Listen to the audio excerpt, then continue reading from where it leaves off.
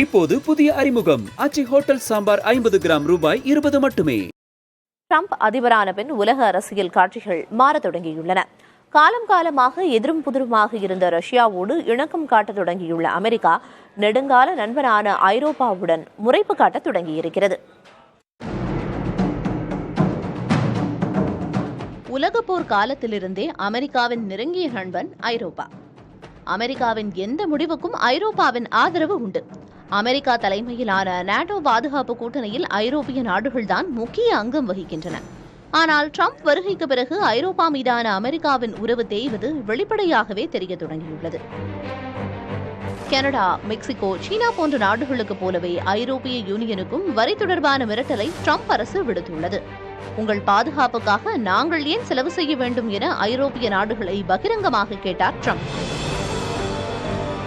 இதோடு சில நாட்களுக்கு முன் ஜெர்மனியின் மியூனிக்கில் நடந்த கருத்தரங்கில் ஐரோப்பிய நாடுகளை கடுமையாக விமர்சித்தார் துணை அதிபர் ஜேடி வான்ஸ்.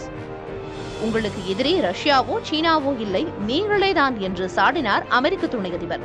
சட்டவிரோத குடியேறிகளை எந்த தடையுமின்றி அனுமதிப்பது, ஜனநாயக நடைமுறைகளில் இருந்து விலகுவது என விமர்சனங்கள் காரசாரமாகவே இருந்தன. இந்த சூழலில் உக்ரைன் போரை முடிவுக்கு கொண்டுவர ரஷ்ய அதிபர் புட்டினுடன் பேசிய ட்ரம்ப் உக்ரைன் அதிபர் ஜெலன்ஸ்கியை பெரிதாக கண்டுகொள்ளவில்லை. இதனால் கொதித்து போன ஜெலன்ஸ்கி, நாங்கள் இல்லாமல் எங்கள் பிரச்சனையை தீர்க்க எந்த முடிவு எடுத்தாலும் ஒப்புக்கொள்ள மாட்டோம் என கூறியுள்ளார்.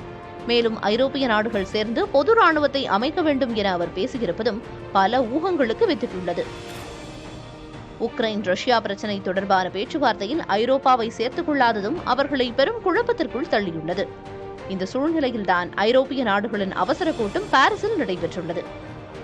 சீனாவின் அசுர வளர்ச்சியை தடுக்க இந்தியாவுடனும் ரஷ்யாவுடனும் நெருங்கும் ட்ரம்ப் ஐரோப்பாவிற்கு முக்கியத்துவம் தராதது உலக அரசியல் தடம் மாறுகிறதா என்ற கேள்விகளை எழுப்பியது. புதிய தலைமுறைக்காக சேஷகிரி. இப்போது புதிய அறிமுகம் ஆச்சி ஹோட்டல் சாம்பார் 50 கிராம் ரூபாய் 20 மட்டுமே.